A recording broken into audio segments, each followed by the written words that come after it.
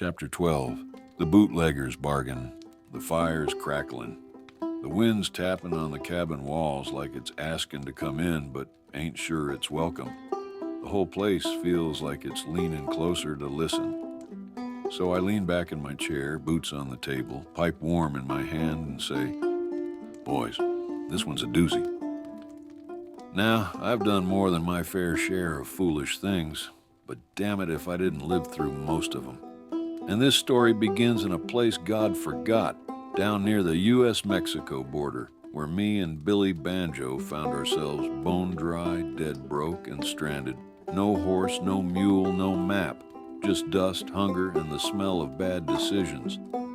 It started with a mule trade that went sour. We were low on cash and high on charm. Figured we'd gamble our way into a fresh ride. Turns out, the gambler's mule had more tells than a crooked preacher, limped worse than a bar brawler on a Sunday, and couldn't find north if it had a compass tattooed on its nose.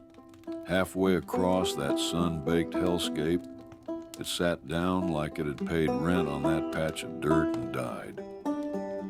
Just like that. By midday, our canteens were hollow, clinking like wind chimes made of tin. By sundown, the heat started talking.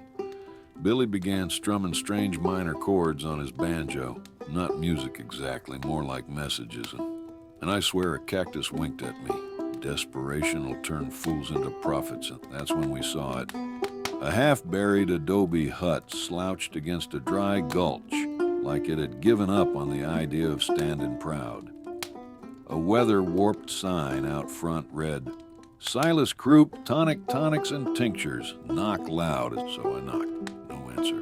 Billy played a slow, eerie riff, and sure as sin, the door creaked open like it had been expecting us. Silas Croup looked like a haunted scarecrow, skin like old paper, white beard down to his sternum, and eyes that said he'd seen God and sued him for breach of contract.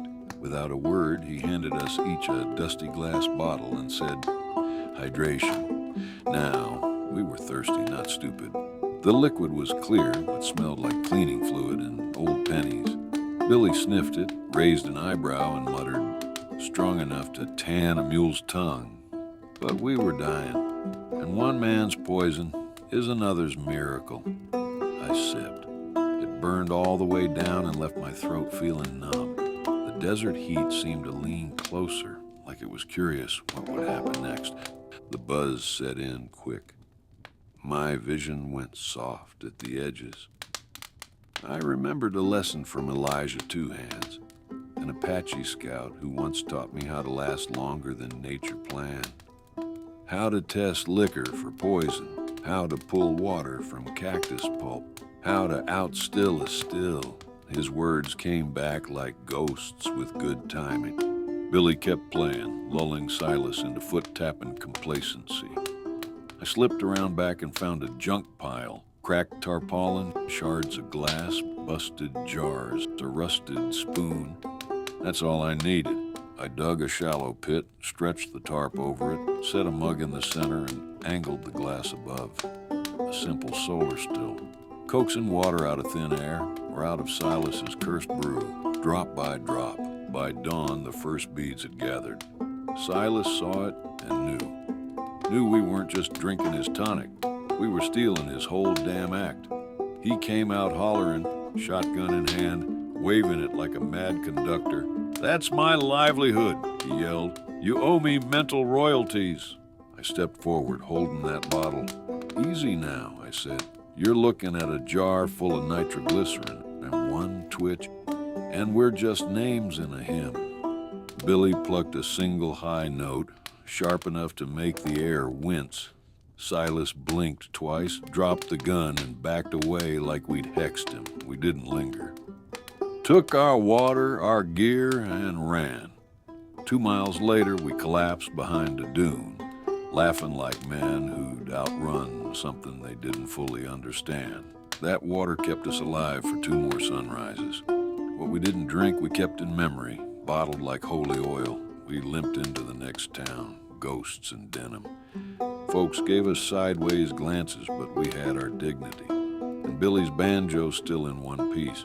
We refilled our canteens, found shelter in an old stagecoach depot, and lived to strum another day. Here's what I learned.